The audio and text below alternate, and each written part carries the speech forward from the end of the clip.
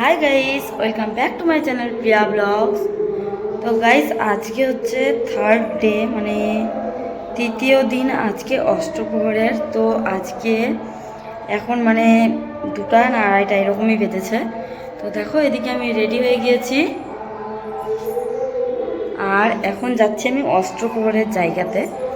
তো মা আগেই চলে গিয়েছিল কীর্তনে প্রিন্সকে নিয়ে, আবার প্রিন্সকে রেখে গেছে, থাকছে না। তো তো এখন আমি আর সুপ্রিয়া যাচ্ছি।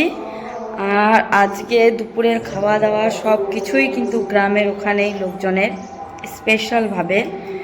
তো এখন ভোগের টাইমে যাচ্ছি, মানে আর একটু হলে পরেই ভোগ শেষ হয়ে যাবে, 12টার দিকে ভোগ লাগাই।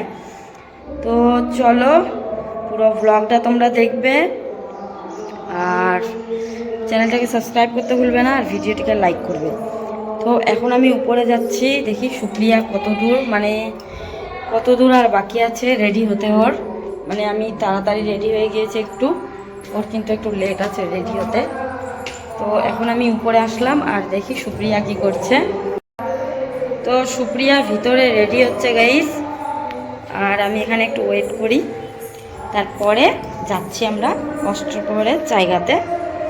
তো চলো, দেখতে থাকো তোমরা পুরো ব্লগটা। তো গাইস দেখো, এখানে সুপ্রিয়ারও রেডি হওয়া কমপ্লিট হলো।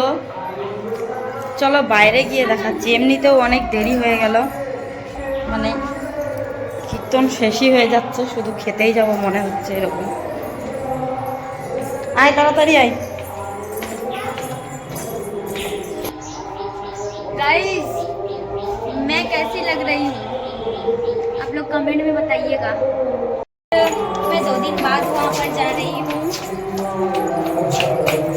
इधर देखो हमारा ब्लॉगर दीदी।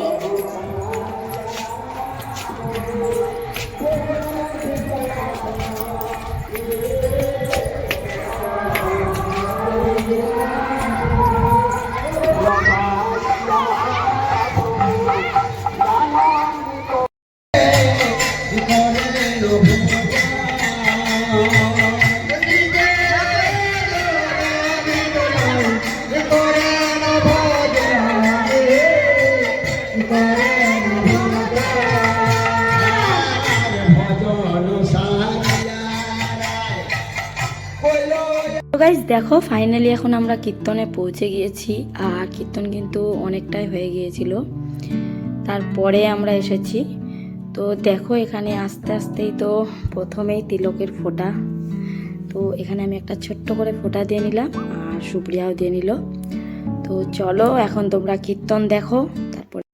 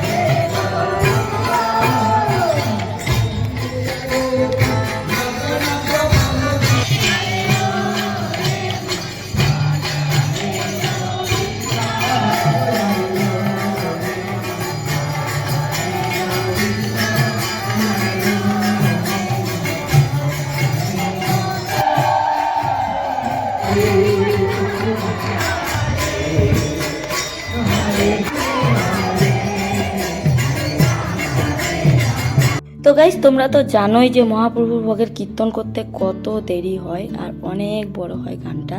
তো ফাইনালি এদিকে কীর্তন আমাদের শেষ হলো এখন, আর এখন কিন্তু 3:30টার মতো বেজেছে।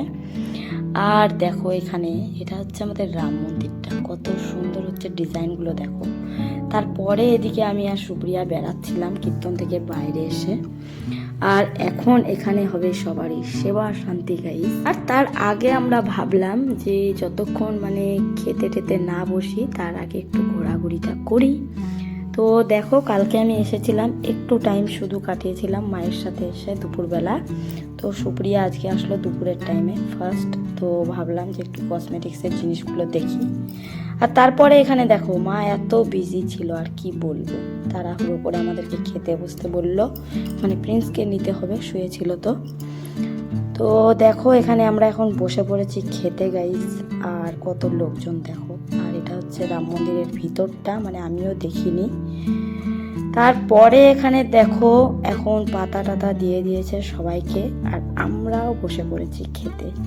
চলো সবাই মিলে খাওয়া দাওয়াটা কমপ্লিট করে নি গাইস। এখন আমাদের খাওয়া দাওয়া কমপ্লিট হলো, আর এখানে একটু আমরা থাকবো, মানে কীর্তন শুনবো, আর তারপরে যাব বাড়িতে। তো দেখো এটা বাড়িতে এসেছি আমরা হাত ধুতে। एक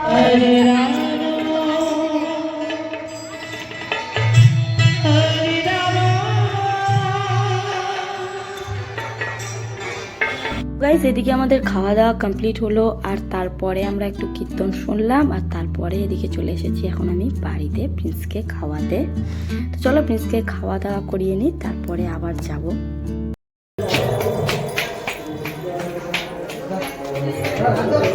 चुप मारो चित्ती आसिस ना লীলা শুনতে যাচ্ছি গাইস, সবাই খাওয়া দাওয়া করে বাড়িতে এসেছিলাম। তো গাইস এদিকে এখন সবাই মিলে চলে যাচ্ছে কীর্তনে, আর এখন কিন্তু লীলা আরম্ভ হয়ে গিয়েছে। তো চলো তোমাদেরকে দেখাচ্ছি।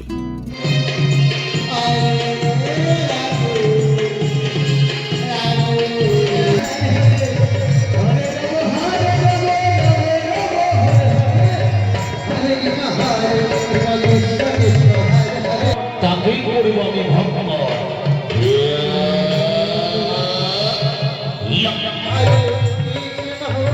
নিতাই বল প্রেমানন্দ, সবাই মিলে মামুনের অনুধ্বনি শব্দ করি, হরি বল হরি বল হরি বল।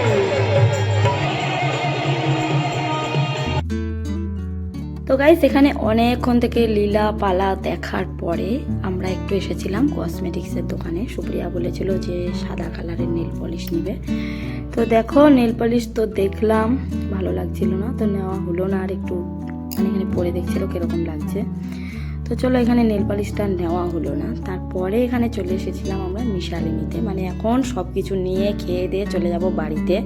তো দেখো এখানে আমি নিয়ে নিয়েছি, এখন সুপ্রিয়া নিয়ে নিবে। তারপরে এখানে দেখো ফুচকা খেতে এসেছিলাম, তারপরে আইসক্রিম খেলাম।